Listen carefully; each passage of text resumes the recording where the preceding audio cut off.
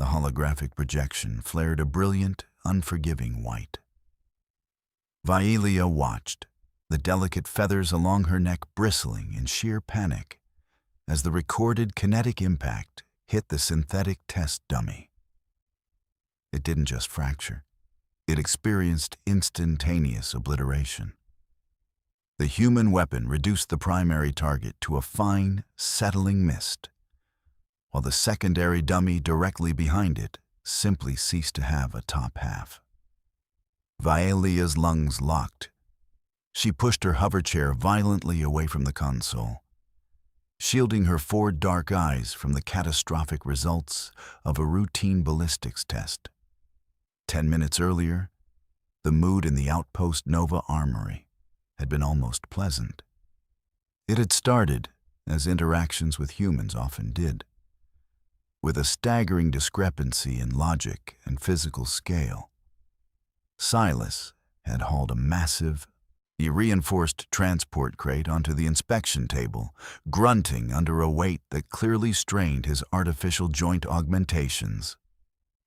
He was grinning. That, Vileia now realized, should have been her first warning. Silas unlatched the heavy mag locks with a series of sharp, metallic clacks and carefully unpacked the KX-7 trench breaker. He laid the rifle onto the scarred metal table with a heavy thud. It was entirely absurd. A hulking slab of dark, matte-finished alloys, it dominated the entire workspace. To truly establish its physical scale, Silas casually placed a standard-issue infantry blaster directly next to it. The standard weapon, a perfectly reasonable, perfectly civilized tool for planetary defense, looked like a decorative trinket beside the massive, heavy-barreled monstrosity. The clash between standard ordnance and absolute overkill couldn't have been more visually jarring. The sharp scent of heavy industrial lubricants and freshly machined steel bled into the sterile, recycled air of the armory. Vaelia leaned closer, feeling a strange, low-frequency vibration radiating from the weapon's internal dampeners even while it lay dormant. Her species' military doctrine prized elegant precision. They fought with surgical lasers and calculated thermal bursts designed to neutralize a threat without excessive collateral damage. This machine looked as though it was built specifically to insult the laws of physics. Vileia fluttered her primary crest, a physiological tick denoting deep skepticism, and clicked her talons against the deck plates. She gestured toward the impossibly thick, oversized barrel with one slender digit, then reached out and booted up the armory's holographic testing console. The machine hummed to life, projecting a crisp, pale blue grid across the room. "A demonstration, Silas," she demanded, her translator collar clipping the edges of her native clicks into crisp, authoritative standard. "Show me the tactical justification for carrying a vehicle axle into a firefight." Silas just chuckled, a low, rumbling sound that vibrated deep in his chest. "Oh, you'll love this," he replied, tapping a rapid sequence into the console. The console immediately played back the high-speed recording of the KX-7 firing. Vaelia had leaned in closely, fully expecting to analyze a dense plasma yield. What she got instead was a stark display of disproportionate kinetic force. The sheer volume of the recorded gunshot, even compressed through the armory's audio filters, rattled her auditory cavities.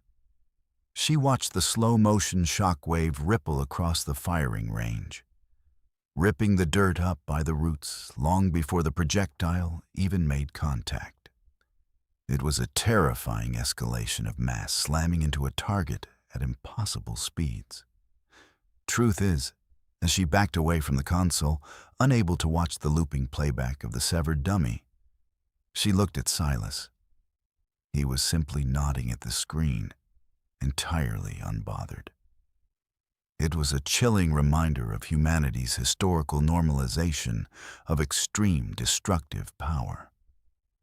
Vileia pressed her spine against the cold bulkhead of the armory, her breathing shallow and rapid. She watched Silas swipe a thick, calloused finger across the deadened console to wake it back up. He was actually humming a tuneless little melody. "And here is the post-impact analysis," Silas said cheerfully, pulling up a secondary data file. The screen flooded with crimson warning markers and structural damage readouts. Vaelia forced herself to look, though her primary eyes narrowed to defensive slits. The detailed schematics highlighted the effect of the projectile on the synthetic dummy's internal framework. It wasn't just broken. The readouts confirmed complete and instantaneous skeletal disintegration. A weapon that didn't just stop an enemy, but fundamentally unmade their biology. The stark contrast in military doctrines across different species was suddenly a heavy, suffocating weight in the room. Her people designed weapons to incapacitate. Humans, apparently, designed weapons to erase. Silas tapped another icon. Course, the KX-7 is just the infantry model. Single shot, a heavy recoil. But if you look at the lineage, he opened a historical archive folder. The projection shifted from the single rifle to a massive mounted iteration of the exact same mechanism. Only this one was attached to a continuous, looping feed of ammunition. The metallic links were the size of Vaelia's forearm. Back in the day, they used to mount fully automated, belt-fed variants of these to lightly armored ground transports. Silas explained, his voice carrying an unmistakable note of deep affection. Called them Ma-Deuce or something similar. Could cut a small building in half before the barrel melted. It was the casual reveal of even deadlier full-auto versions that finally broke Vaelia's composure. The fine line between technological achievement and terrifying weaponry didn't just blur in the human mind. It simply did not exist. They built tools of absolute ruin, logged historical archives of automated escalation, and gave them charming nicknames. Vaelia stood up to her full height. Her crest feathers flared so aggressively they scraped the collar of her uniform. She lunged forward, bypassing the digital interface entirely, and slammed her palm down on the physical manual override switch. The holographic console sparked and died, plunging the workspace back into the harsh, flat lighting of the armory overheads. Silas blinked, his thick fingers still hovering in the empty air where the projection used to be. Vileia didn't speak. She couldn't. She just pointed a long, trembling talon directly at the bulky KX-7, and then slashed her arm forcefully toward the glowing rim of the facility's emergency plasma disposal chute, the universal gesture for complete, immediate incineration. Silas looked at the chute, then down at the gun, and finally back to his avian commanding officer. He let out a long, heavy sigh. It was the distinct, exasperated sound of someone being told they couldn't bring a particularly interesting predator inside the house. All right, I'll put her away." He picked up the KX-7, cradling the monstrous weight against his chest with surprising gentleness, and placed it back into its reinforced transport crate. The heavy maglocks engaged with a series of dense, final thuds. Vaelia stepped backward, her boots scuffing loudly against the deck plates.